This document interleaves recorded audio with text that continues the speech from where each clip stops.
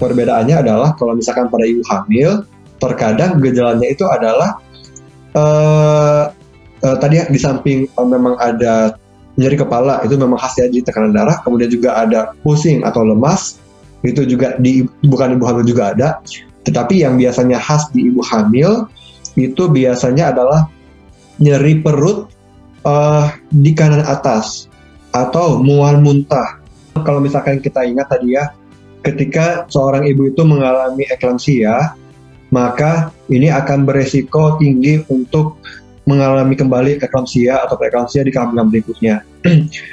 Maka dari itu, orang-orang jadi berpikir, wah kalau itu berarti istri saya nggak boleh hamil lagi dong, dok.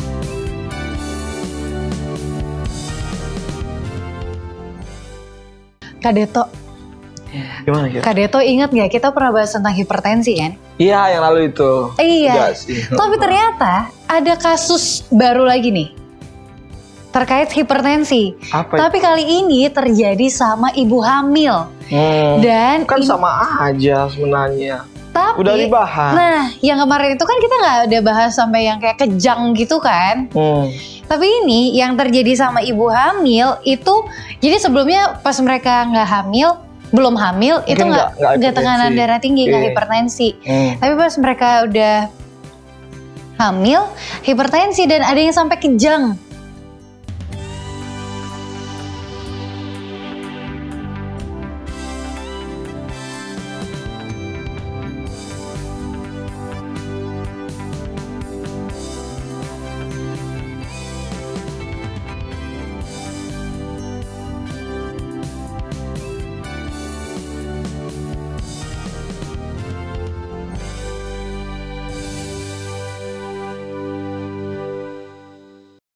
Jadi emangnya beda hipertensi biasa sama yang ibu hamil? Mungkin sama aja kan ya?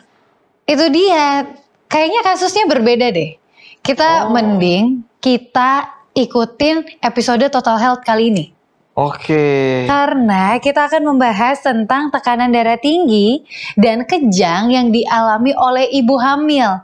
Dan kita akan membahas itu bersama dengan Dr. Daryl Taliwongso. Halo dokter, apa kabar? Halo Gaby, Kak Deto, ketemu lagi nih kita nih ya. Ketemu lagi ya. Kita ketemu di mana Kak Deto? Di Total Health. Hidup sehat, pilihan Anda. Dan kali ini kita membahas hipertensi tapi kasusnya khusus nih.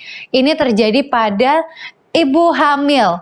Nah pertanyaannya dok, emang beda ya hipertensi biasa sama yang terjadi pada ibu hamil? Oke. Kalau misalkan kita bicara mengenai tekanan darah tinggi ya pada ibu hamil, ini sebenarnya berbeda dan sama. Jadi tricky ya, jadi agak membingungkan. Jadi memang ada suatu kondisi di mana tekanan darah tinggi itu baru naik setelah hamil, tapi ada juga yang sebelum hamil tekanan darahnya memang sudah tinggi dan saat hamil tetap tinggi.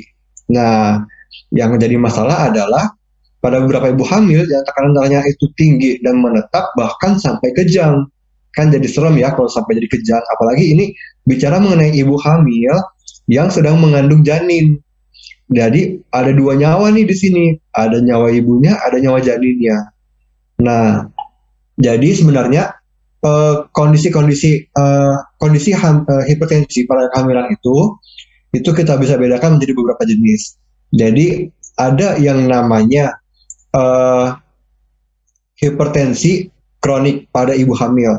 Jadi memang sebelum ibu hamil ini mengandung, memang sudah ada riwayat tekanan darah tinggi dan menetap selama kehamilan dan bahkan sampai sesudah kehamilan. Ini kita sebut sebagai hipertensi kronik pada ibu hamil. Nah, ada juga yang namanya hipertensi gestasional, yaitu tekanan darah tinggi yang meningkat pada ibu hamil mulai dari usia kehamilan 20 minggu ke atas. Jadi sebelumnya nggak ada riwayat tekanan darah tinggi, nggak pernah tensinya tinggi, tapi pas hamil 20 minggu ke atas, kok tiba-tiba tensinya jadi naik. Nah, ini kita sebut sebagai hipertensi gestasional, khusus pada ibu hamil. Nah, tetapi di samping itu, ada juga kondisi yang kita sebut sebagai preeklamsia atau eklamsia. Preeklamsia dan eklamsia ini dua kondisi yang berbeda, yang dimana ditandai dengan adanya peningkatan tekanan darah pada ibu hamil, terutama di atas usia 20 minggu. Kemudian khusus pada preeklamsia dan eklamsia ini ada disertai dengan proteinuri. Apa ini proteinuri? Proteinuri ini adalah ditemukannya protein pada urin atau pada air kemih dari ibu hamil ini. Jadi memang normalnya protein itu tidak sampai 300 mg dalam satu hari. Tapi kalau pada ibu hamil ini dengan preeklamsia dan eklamsia, pada saat kita ukur proteinnya dalam urinnya, dalam air kemihnya, ternyata ada proteinnya dan banyak, di atas 300 mg dalam 24 jam. Kalau ada kondisi ini kita akan sebut sebagai preeklamsia atau eklamsia. Nah, tapi ada juga hipertensi kronik, kemudian memang udah ada hipertensi sebelumnya, kemudian ada lagi preeklamsianya juga. Nah, jadi ini kita sebut sebagai superimposed preeklamsia. Nah, ini merupakan kondisi di mana preeklamsia dan hipertensi kronik terjadi bersamaan. Nah, mungkin pertanyaannya kembali ya ke seperti yang pembahasan sebelumnya tuh mengenai hipertensi. Kalau misalkan bedanya di ibu hamil sama di orang dewasa yang bukan ibu hamil, bedanya gimana sih? Kemudian kalau misalkan di orang dewasa biasanya kan nggak bergejala ya. Kalau kita ingat pembahasan sebelumnya, itu biasanya hipertensinya itu tidak bergejala pada orang dewasa yang tidak hamil. Kalau misalkan pada ibu hamil seperti apa? Nah, jadi ini memang ada perbedaan ya untuk ibu hamil dibanding dengan orang dewasa yang tidak hamil. Di mana perbedaannya itu gejalanya cenderung berbeda, tetapi ada satu hal yang mirip, yaitu biasanya umumnya tidak bergejala juga. Jadi memang pada orang dewasa tidak hamil itu hipertensi cenderung tidak bergejala. Pada ibu hamil juga memang memang terkadang tidak bergejala, tetapi tidak jarang ditemukan adanya gejala-gejala yang mengganggu pada ibu hamil dengan preeklamsia ini, atau yang tadi kita sebut sebagai kondisi hipertensi dan proteinuria pada ibu hamil. Nah, jadi gejalanya itu kurang lebih sih memang mirip ya, tapi ada perbedaannya nih. Perbedaannya adalah kalau misalkan pada ibu hamil, terkadang gejalanya itu adalah tadi ya, di samping memang ada nyeri kepala, itu memang khas ya, di tekanan darah, kemudian juga ada pusing atau lemas, itu juga bukan ibu hamil juga ada. Tetapi yang biasanya khas di ibu hamil itu biasanya adalah nyeri perut di kanan atas atau mual muntah. Lah, kan jadi tanda tanya ya, kok hipertensi tapi kok malah sakit perut. Nah, atau kadang-kadang juga ada sesak nafas. Kan makin aneh nih, kok tekanan darahnya tinggi tapi kok ada sesak nafasnya, emangnya nyambung. Nah, atau juga ada gejalanya seperti kencingnya jadi berkurang, jadi sedikit, atau malah jadi ada bengkak-bengkak di badannya, di wajahnya. Kan jadi tanda tanya ya, orang jadi mikir, loh ini emangnya hipertensi kok jadi bengkak-bengkak sih. Nah, jadi memang ini adalah kondisi yang berbeda dari ibu hamil dan bukan ibu hamil, di mana yang tadi saya bilang kalau misalkan ini kita anggap sebagai preeklamsia, itu adalah kondisi di mana tadi ada tekanan darah yang meningkat seperti yang sebelumnya ya, di atas atau sama dengan 140/90 mm air rasa. Kemudian ada proteinuri yang tadi ya, protein dalam urin dalam kencingnya itu di atas 300 mg dalam 24 jam. Kemudian bisa juga ada tanda-tanda seperti trombosit ya, trombositnya itu turun di bawah 100.000. Nah, itu juga menandakan preeklamsia berat. Atau bisa juga ada gagal ginjal, kemudian bisa ada gangguan liver, bisa ada edema paru, bisa ada gejala neurologis, bisa ada gangguan antara ibu, gangguan plasenta dari antara ibu dan janinnya, dan ini disebabkan oleh karena preeklamsia. Mungkin tadi jadi bingung ya, kok tekanan darah tinggi kok malah jadi seperti ini. Memang jadi pada kondisi preeklamsia, terutama yang berat, kondisi yang ditandai dengan hipertensi ini menyebabkan banyak hal yang terjadi dalam tubuh. Tadi kenapa bisa sesak? Karena pada paru-parunya itu tertimbun cairan. Kemudian tadi kenapa bisa sakit di perutnya, bisa mual muntah? Karena preeklamsia ini juga menyebabkan gangguan hati, gangguan liver. Jadi terjadi peningkatan marker atau penanda dari livernya. Kemudian bisa juga kencing jadi sedikit. Kenapa? Karena ya tadi gangguan dari preeklamsia ini menyebabkan gangguan ke ginjalnya, atau bahkan yang bahayanya itu adalah berdampak pada janinnya. Karena kalau ibu mengalami preeklamsia, maka akan bisa terjadi hambatan pertumbuhan pada janinnya. Jadi bayinya jadi nggak sehat, jadi tidak tumbuh sebagaimana mestinya, tidak beratnya, panjangnya tidak sesuai dengan yang seharusnya. Dan itu bisa karena preeklamsia ini, karena ada hipertensinya, karena ada proteinuria pada ibu hamil. Nah, jadi agak berbahaya ya kondisinya pada ibu hamil ini. Dan kalau misalkan kita lihat sendiri, itu banyak terjadi pada ibu-ibu hamil yang sebelumnya itu pernah mengalami preeklamsia. Jadi kalau misalkan sebelumnya pernah mengalami preeklamsia, ibu hamil ini beresiko 7 kali lipat untuk mengalami lagi saat hamil lagi. Nah, atau ibunya ini hamil anak kembar. Nah, jadi ibu hamil dengan anak kembar ini meningkatkan risiko hampir 3 kali lipat mengalami preeklamsia. Atau kemudian penyakit diabetes mellitus. Ini meningkatkan risikonya sampai 4 kali lipat untuk mengalami preeklamsia. Atau penyakit ginjal, atau penyakit autoimun, dan juga ada penyakit hipertensi yang udah kronis sebelumnya, maka beresiko terjadi lagi nih beresiko terjadi preeklamsia kalau memang sebelumnya sudah ada faktor-faktor risiko ini. Tapi bukan hanya itu aja ya. Kalau ibu hamil itu udah di atas 40 tahun, itu beresiko untuk menjadi preeklamsia.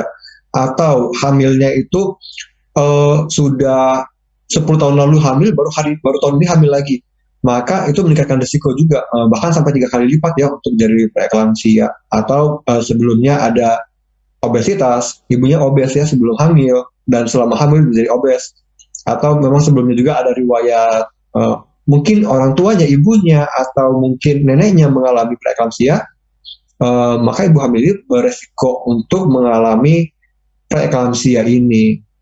Nah, jadi orang-orang dengan yang tadi saya sampaikan ini, faktor-faktor risiko ini beresiko tinggi untuk mengalami preeklamsia. Nah, seperti itu. Oke, wah luar biasa sekali penjelasan yang telah disampaikan oleh Dr. Daryl ya. Betul. Nah, Dok, kalau misalnya ini karena banyak juga ya ternyata ibu-ibu hamil yang beresiko gitu, banyak faktor resikonya. Kalau misalnya sudah mengalami, Dok, apa yang harus dilakukan? Ini khususnya untuk kasus yang preeklamsia ya. Oke, kalau misalkan ibu hamil mengalami preeklamsia, nah maka sebenarnya ini kita masih bisa, dalam tanda kutip ya, masih bisa sedikit agak tenang, karena kita masih bisa, untuk ibu hamil dengan preeklamsia kita masih bisa rawat jalan atau hanya berobat rutin kontrol saja, belum harus sampai di rumah sakit. Jadi memang karena tadi ya, kalau misalkan mengalami preeklamsia ini banyak ya, tadi saya bilang bisa menyebabkan nyeri perut, bisa jadi gangguan ke ginjalnya, bisa jadi kayak ada sesaknya. Kalau misalkan dia masih preeklamsia ringan, itu kita bisa rawat jalan saja. Jadi kita nanti mungkin rutin kontrol aja, mungkin dalam seminggu 2 kali. Kita cek tekanan darahnya, kita cek keadaan ibunya, keadaan janinnya sehat atau enggak. Kita cek USG USG untuk memastikan ke kondisi dari ibu dan janinnya. Juga kita cek lab ya, cek trombosit dan cek fungsi liver. Ini tujuannya apa? Tujuannya supaya kita bisa pantau, jangan sampai nanti berproses menjadi preeklamsia berat. Kenapa? Karena kalau dia menjadi preeklamsia berat, atau tadi ya gejala-gejalanya ada sesak nafasnya, ada masalah kencingnya, trombositnya turun, janinnya tidak sehat, maka ini harus dirawat inap di rumah sakit karena perlu perawatan oleh spesialis kebidanan kandungan ya. Jadi memang bahayanya adalah bukan hanya pada ibu, tapi pada janinnya juga kan. Kasihan ya kalau misalkan karena kondisi-kondisi ini maka nanti ibunya sudah menderita saat hamil, kemudian saat lahir ternyata janinnya juga tidak dalam keadaan sehat. Jadi berdampak banyak bukan hanya pada ibu tapi pada janinnya juga. Nah, jadi seperti itu. Oke. Itu tadi penanganan dari preeklamsia yang ringan dan juga sampai berat. Betul. Dan ini masih preeklamsia. Ya, betul. Ini belum masuk yang kejang-kejangnya nih. Apakah itu, ya kan, apa nama sebutannya dan bagaimana itu bisa ditangani? Kita akan bahas di segmen berikutnya. Untuk itu jangan kemana-mana. Tetap di Total Health, hidup sehat, pilihan Anda.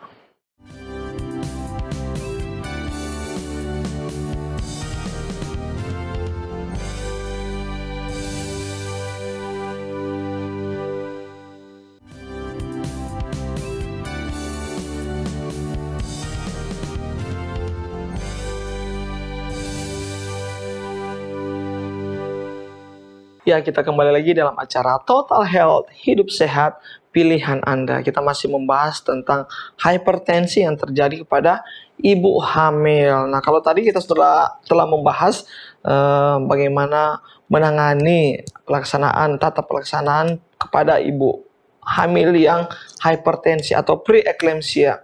Bagaimana kalau dalam kasus ibu hamil ini kejang-kejang? Wah, itu gimana nih, Dok? Kalau sudah ada kejangnya juga.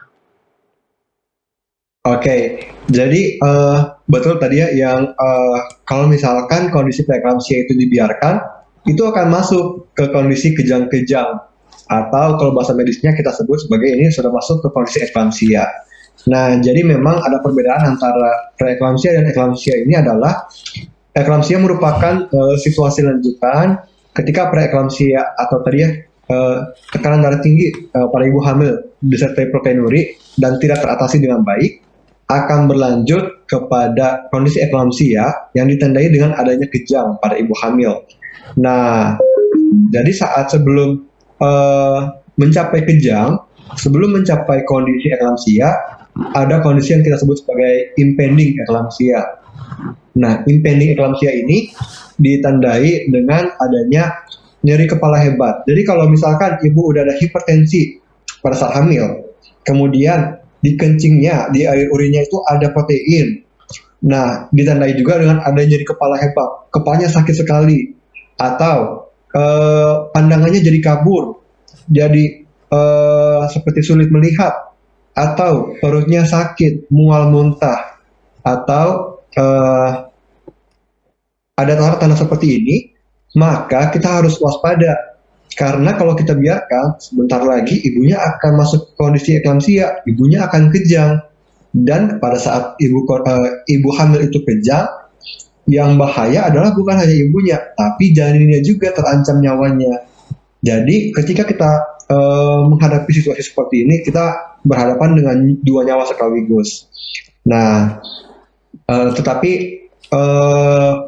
tadi kita nggak bisa lupa juga ya, kalau walaupun tadi tidak ada gejala-gejala seperti itu, misalkan gejalanya hanya tensinya saja naik, tapi naiknya sampai di atas atau sama dengan 200 mm raksa untuk tensi sistoliknya, maka jangan tunggu sampai ada sakit kepala, karena dengan tensi di atas 200 mm raksa, ini sudah menjadi tanda-tanda akan memasuki ke arah kejang juga. Nah, jadi alangkah baiknya kalau misalkan ibu-ibu hamil dan para suaminya juga mengetahui dan bisa menilai tanda-tanda ini dengan cepat. Jadi jangan sampai ibunya sudah kejang baru ke rumah sakit, karena kalau sudah kejang akan sangat sulit untuk penanganannya. Dengan kita memantau tanda-tanda ini, maka kita bisa mencegah jangan sampai ibunya kejang baru ke rumah sakit.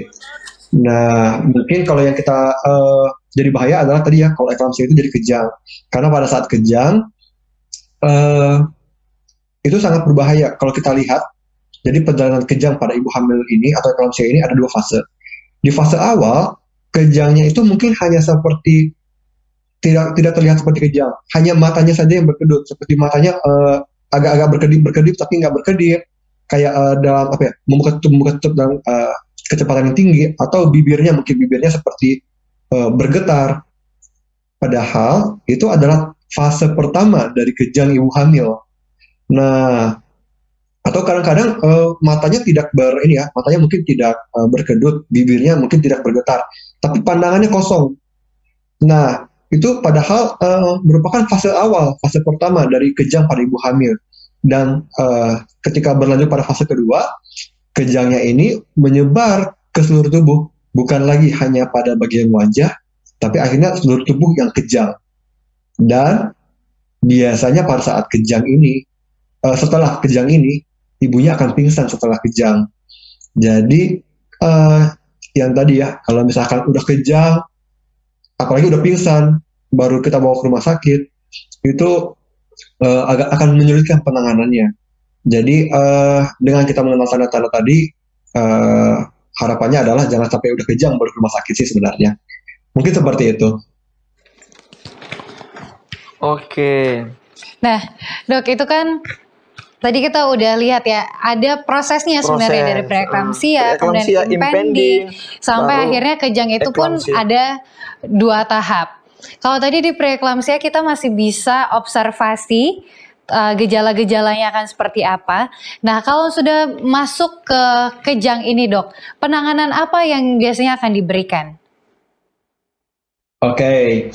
Nah, di sini biasanya ketika sudah menjadi kejang, disinilah muncul dramanya. Karena ketika sudah ada kejang ini, jalan untuk pertolongannya, jalan untuk menyelamatkan ibunya adalah dengan melahirkan bayinya. Jadi harapannya adalah dengan kehamilannya ini diselesaikan, dengan lahirnya bayi ini, maka kondisi eklamsianya ini akan berakhir juga. Nah, masalahnya adalah kalau misalkan ibu hamil ini mengalami kejang pada usia kehamilan 36 minggu, maka kita bisa katakan janinnya memang sudah siap dilahirkan. Tapi bagaimana misalkan janinnya masih usia 20-an minggu, kemudian udah mau dilahirkan? Berarti kan belum siap dong janinnya, dalam tanda kutip masih prematur, belum siap untuk lahir ke dunia, tapi udah harus dilahirkan untuk menyelamatkan ibunya. Jadi di sini adalah jadi dramanya antara kita mau menyelamatkan ibunya, tapi kalau kita menyelamatkan ibunya, kita harus melahirkan bayinya, tapi bayinya belum siap untuk lahir ke dunia. Nah, jadi ketika mengalami kondisi-kondisi seperti ini akan terjadi dilema, tapi pastinya tim dokter akan berusaha semaksimal mungkin. Kondisi-kondisi seperti ini akan harus ditangani oleh seorang spesialis kebidanan kandungan. Dan nantinya dokter spesialis kebidanan kandungan akan menentukan apakah akan dilakukan kelahiran secara normal atau harus dilakukan secara bedah sesar sesegera mungkin untuk menyelamatkan ibunya. Nah, memang ketika janin itu belum siap untuk dilahirkan, terutama masalah kepada paru-paru ya, karena pematangan paru itu yang menjadi kendala biasanya ketika bayi prematur itu paru-parunya belum matang, belum siap untuk bernafas paru-parunya. Sehingga kalau kita paksakan janinnya keluar, tetapi janinnya tidak bisa bernafas karena belum matang paru-parunya. Nah, tim dokter biasanya akan berusaha semaksimal mungkin untuk mematangkan paru-paru dari janinnya. Jika memang janinnya belum siap, tim dokter akan memberikan obat-obatan khusus dan tindakan khusus untuk mempersiapkan janinnya agar dalam tanda kutip siap lebih cepat untuk dilahirkan. Maka dari itu, kondisi-kondisi seperti ini, kalau sudah ada kejang, yang tadi ya akan sulit menanganinya karena harus ke rumah sakit, harus siap-siap, jangan-jangan harus operasi sesar, dan kemudian semuanya itu harus dijalankan dengan cepat. Jadi sulit situasinya. Dan penanganannya ini harus di rumah sakit yang lengkap ya, harus ada ruang operasi, harus ada ICU dan lainnya. Bayangkan kalau misalkan ini terjadi di daerah, misalkan daerahnya itu 3 jam, 5 jam dari kota, 3 jam, 5 jam dari rumah sakit. Kemudian karena bapaknya mungkin tidak tahu ibunya udah mau eklamsia, ibunya udah mau kejang, mungkin ibunya udah sakit kepala, udah pandangan kabur, tapi bapaknya, oh enggak apa-apa. Oh mungkin karena sakit kepala aja, tetapi kemudian dibiarkan dan menjadi kejang. Akhirnya setelah kejang, eh, kelimpungan, aduh harus ke rumah sakit, tapi rumah sakitnya jauh, 3 sampai 5 jam. Nah, jadi kondisi-kondisi ini memang yang menjadi dilema ya. Harapannya sih kalau misalkan eh, dengan penanganan yang lebih cepat, penanganan yang lebih baik, maka kita bisa menyelamatkan keduanya, bisa menyelamatkan ibunya, bisa menyelamatkan janinnya juga. Seperti itu. Oke, baik. Wah, luar biasa sekali ya. Jadi memang di antara dua pilihan, kadang kalau sudah masuk di tahap eklamsia ini ya. Betul. Nah, ini berarti butuh awareness atau kesadaran tidak hanya dari ibunya yang merasakan gejala, tapi juga dari keluarga di sekitar. Keluarga, Jangan suami, menyepelekan gejala-gejala yang seperti ini gitu. Ya, menjadi pertanyaan nih dok, bagaimana dengan komplikasi dari eklamsia ini dok? Oke, ini pertanyaan bagus ya. Jadi kalau misalkan seperti tadi eklamsia, kemudian jauh dari rumah sakit, jadi terlambat ditangani. Komplikasinya adalah yang bisa terjadi pertama dari komplikasi dari kejangnya. Jadi efek samping umum dari kejang ya, lidah tergigit, atau misalkan kalau dia jatuh dengan keras bisa patah tulang, bisa cedera kepala. Itu komplikasi umum dari kejang ya, itu bisa terjadi. Kemudian dari kejang sendiri itu juga bisa menyebabkan kerusakan saraf pusat atau kerusakan persarafan dari sang ibu, bisa menyebabkan ibunya ini gangguan penglihatan, bisa kebutaan, bisa ada perdarahan di otak juga, terutama akibat kejang yang berulang ya.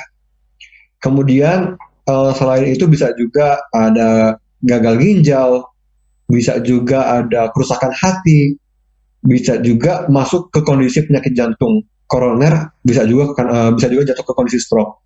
Dan ini komplikasi-komplikasi yang menyeramkan ya.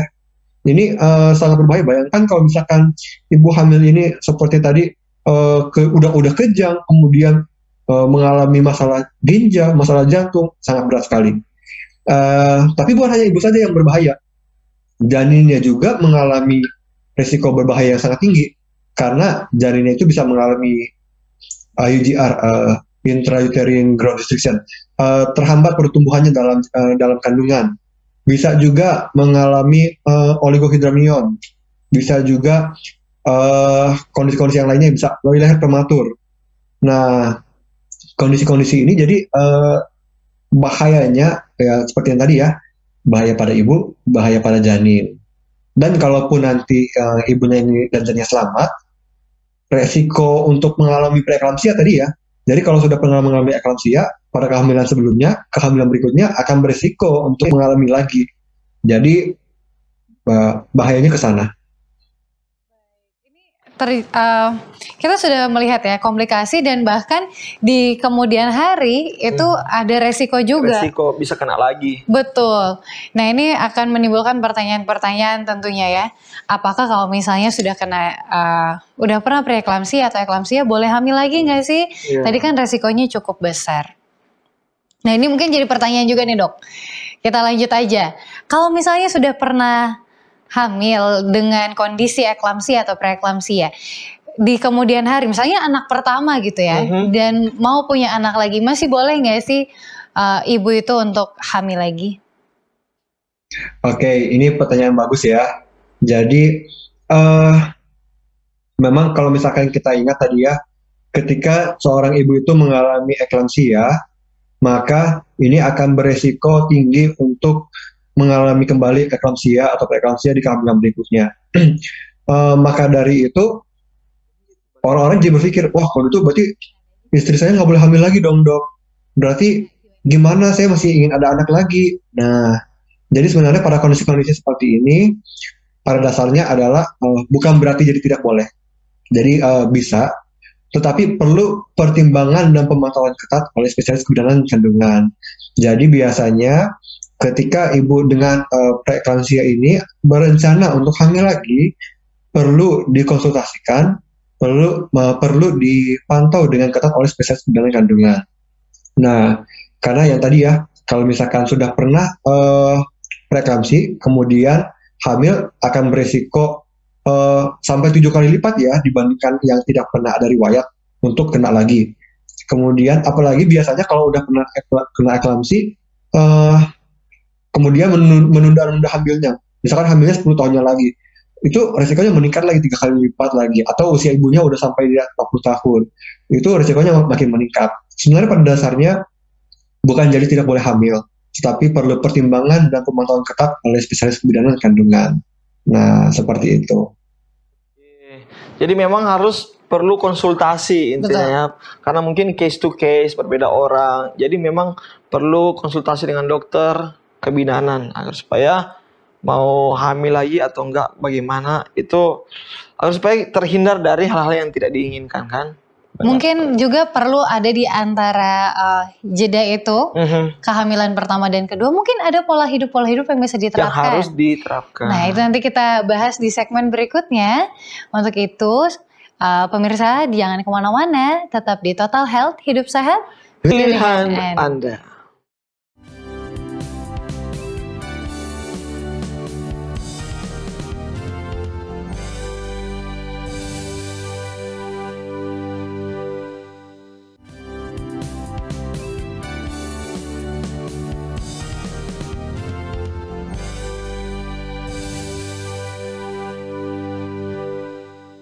Kita kembali lagi dalam acara Total Health, hidup sehat, pilihan Anda. Masih bersama dengan Dr. Daryl Taliwongso membahas tentang hipertensi pada ibu hamil atau dikenal dengan preeclampsia. Nah, menjadi pertanyaan sekarang nih di segmen terakhir, bagaimana cara mencegahnya agar supaya tidak terjadi akan kasus preeclampsia ini, Dok? Oke. Memang untuk pencegahan preeklamsia sendiri ini menjadi sesuatu yang dalam tanda kutip sulit ya. Pada umumnya pencegahan itu dianggap sesuatu yang belum terjadi, ngapain mencegah. Nah, tapi memang penting ya untuk mencegah preeklamsia sendiri ini. Memang pada dasarnya pola hidup yang sehat, pola hidup yang baik itu akan sangat mempengaruhi kesehatan tubuh kita, termasuk dalam mengenai eklamsia ini sendiri.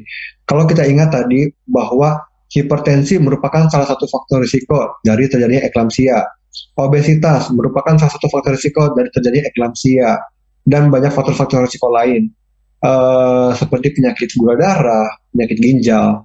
Maka sebenarnya dapat kita simpulkan ya, dengan menghindari penyakit-penyakit ini, dengan menghindari penyakit-penyakit yang berisiko menjadi preeklamsia, maka secara tidak langsung kita juga akan mengurangi risiko untuk terjadinya preeklamsia atau tekanan darah tinggi pada ibu hamil dan proteinuri, dan bahkan mencegah eklamsia, kejang disertai preeklamsia pada ibu hamil.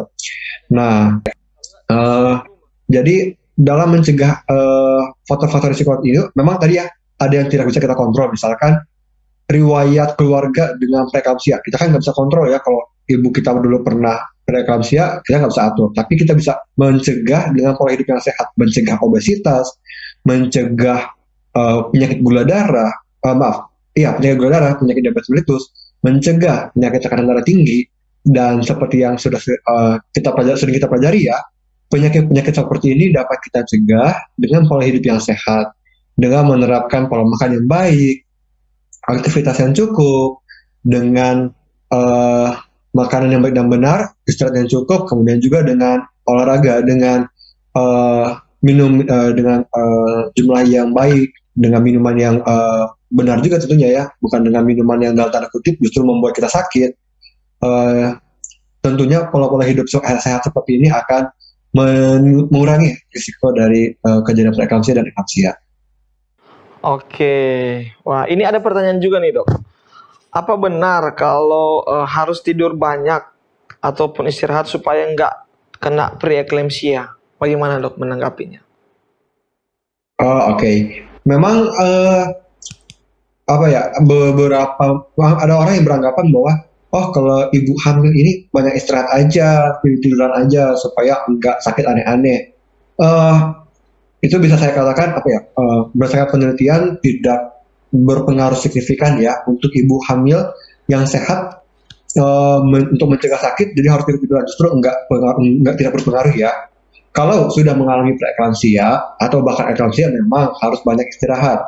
Tetapi kalau belum mengalami penyakit-penyakit seperti ini, banyak tidur, banyak istirahat itu tidak berpengaruh secara langsung untuk mencegah penyakit-penyakit ini. Jadi kurang benar ya untuk kondisi seperti ini, seperti itu. Oke. Baik, selain tadi kita mengurangi faktor resiko ya, untuk tidak obesitas, untuk menjaga tekanan darah tetap normal, kemudian tadi juga untuk beristirahat. Ada nggak sih dok obat-obatan atau mungkin suplemen yang diperlukan bagi ibu hamil supaya terhindar dari preeklamsia ataupun eklamsia? Oke, ini menjadi menarik ya. Sebelumnya kalau misalkan kita di masyarakat itu ada yang beranggapan atau ada yang mengatakan bahwa dengan mengkonsumsi antioksidan tinggi, dengan mengkonsumsi vitamin C dosis tinggi, vitamin E dosis tinggi, nggak bakal kena penyakit preeklamsia, nggak bakal tensinya naik kayak gitu. Ini dalam beberapa hal tidak benar ya. Jadi berdasarkan penelitian bahwa vitamin C dan vitamin E dosis tinggi itu tidak secara signifikan mengurangi risiko terjadinya preeklamsia kalau dikonsumsi dalam dosis tinggi. Tetapi bukan berarti nggak perlu ya. Tetap tubuh itu memerlukan dosis vitamin C dan vitamin E dalam dosis yang cukup saja, bukan dalam dosis yang berlebih. Jadi kalau ada yang mengatakan dosis yang banyak vitamin C, vitamin E itu untuk mencegah preeklamsia, itu tidak benar. Tetapi di dunia kedokteran itu ada obat yang bisa digunakan untuk menurunkan risiko terjadinya preeklamsia. Jadi mungkin dokter bidang kandungan akan merekomendasikan penggunaan obat-obatan tertentu ya, biasanya itu dengan asetil salisilik acid dan kalsium. Itu biasanya dokter bidang kandungan akan meresepkan obat itu jika berisiko tinggi untuk mengalami eklamsia. Nah, tetapi untuk ibu hamil yang sehat dengan tidak ada risiko preeklamsia, maka tidak perlu mengkonsumsi obat-obatan seperti itu. Sebenarnya seperti itu. Oke. Baik. Ini sebelum dokter kasih kesimpulan, pertanyaan yang mungkin terpikirkan ya. Iya. Kapan sih harus ke dokter? Karena ini tahapannya banyak sekali. Di saat kapan nih dok? Kemudian gejala-gejalanya itu kan juga tadi mirip lah sama beberapa gejala penyakit umum lainnya seperti sakit kepala. Dan kapan sih dok harus ke dokter? Oke, ini pertanyaan penting ya.